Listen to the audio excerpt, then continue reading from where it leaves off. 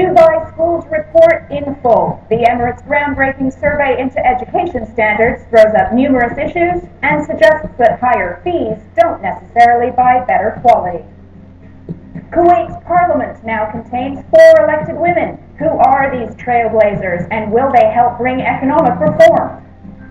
And suits off, gloves on. We were at the white-collar boxing night in Dubai this weekend, where professionals traded blows in the ring.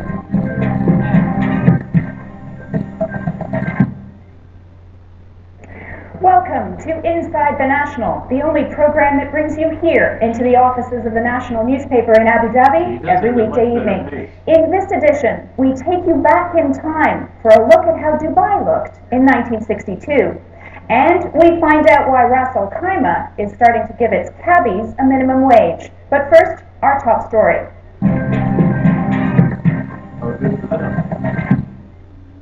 Dubai's new schools report is the first comprehensive school survey undertaken in the UAE. The Knowledge and Human Development Authority's report identifies Dubai's best and worst schools from across both private and public sectors and explains its ranking. The bad news, 20,000 pupils in Dubai are receiving an unsatisfactory education. The good news, groundbreaking initiatives like this report are an important first step towards raising those standards. With us to discuss the school report is senior reporter Roland Hughes. Rolly, it's a substantial report. You have it there. Does it make for interesting reading? Yeah, it's the first report of this kind that's been produced in this country, and it's hefty. It's almost 160 pages. It's a very thorough, very comprehensive assessment of basically the vast majority of schools in Dubai. So it's like 189 schools that were assessed over a period of months. Now, obviously, we've already seen over the last month and a half reports into the individual schools and the recommendations that have been made by the authorities in Dubai. But this is the first actual assessment of the education system in Dubai, where it's working, where it's not working, what needs to be done. Okay, this is the big picture then. Tell me, what are the top lines? There's a very sort of interesting picture of the difference between public and private schools. We're seeing a lot of sort of disparity in the quality of education provided in both.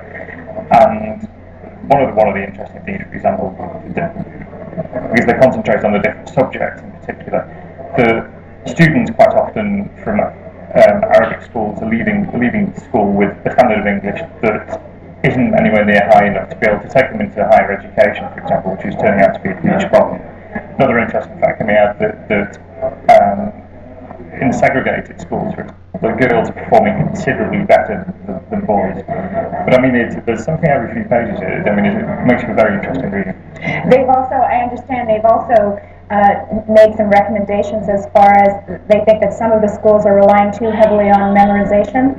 Yeah, that's a clear theme running throughout this, is that there isn't enough independent thought, particularly in the private schools to an extent, that pupils are being taught to remember things rather than encouraged to think independently for themselves and respond. And for example, in kindergartens, the children are actually just sitting down for too long behind their desks rather than being actively involved and participating in anything.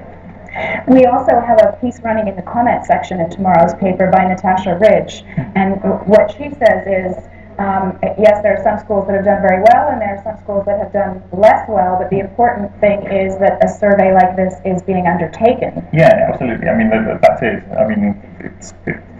It is interesting just in its own right, as it would be in any other country, but the fact that this is the first that we've seen in this country.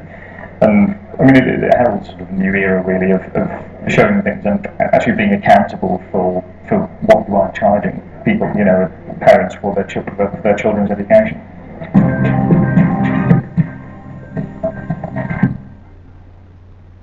There will soon be a minimum wage in place for taxi drivers in Ras Al Khaimah. The RAK Transport Authority has decided it will put in place a minimum payment of 500 dirhams every month.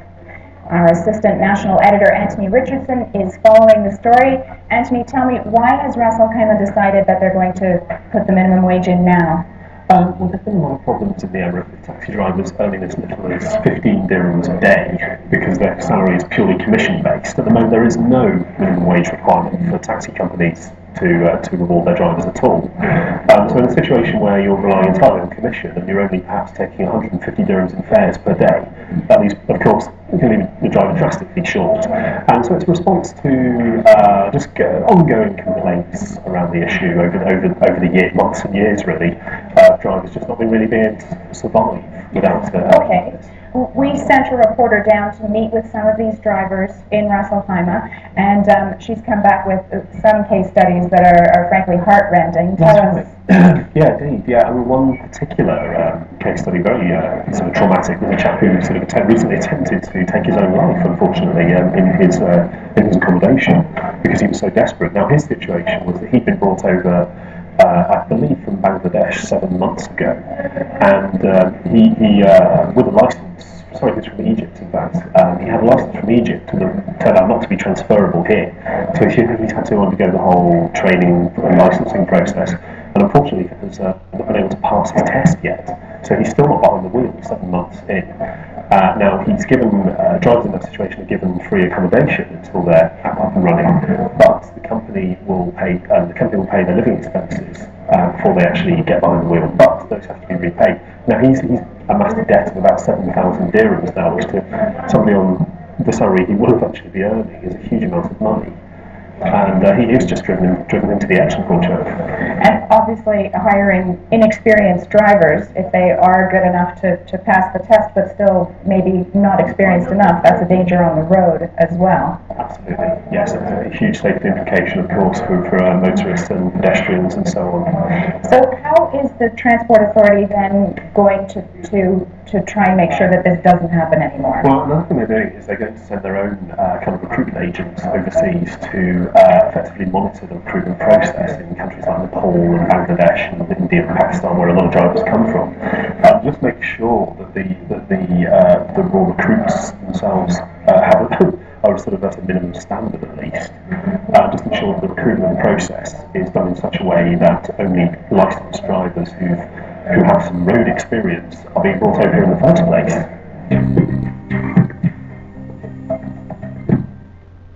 Elsewhere in business, Dubai will recover from the global financial crisis quicker than other Middle East economies because of its openness. That, according to the regional head of Deutsche Bank, speaking at yesterday's World Economic Forum in Jordan. Henry Azam says the UAE is set for recovery. At the same conference, Standard Chartered's regional chief says the UAE's banking system could use another 50 billion dirham injection to help reduce interest rates and boost economic growth. The world's largest maker of plasma televisions, Panasonic, forecast its second annual loss, a net loss of just over $2 billion. Panasonic's forecasting its lowest annual revenue in 14 years as Panasonic, Sony, and Samsung all cut prices of TVs, cameras, and audio equipment to cope with the global recession. And in the U.S., no relief in sight for giant automakers on the brink of collapse. General Motors says it will have to close over 1,000 dealerships in the U.S. as it desperately tries to cut costs.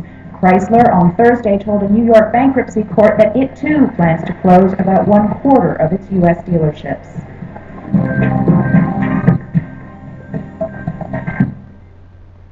Imagine Dubai in 1962. A collection of photographs taken by a visiting Japanese photographer in that year is back in the UAE and on display for the very first time. Inside the National's Jerome Evans takes us on this trip back through time.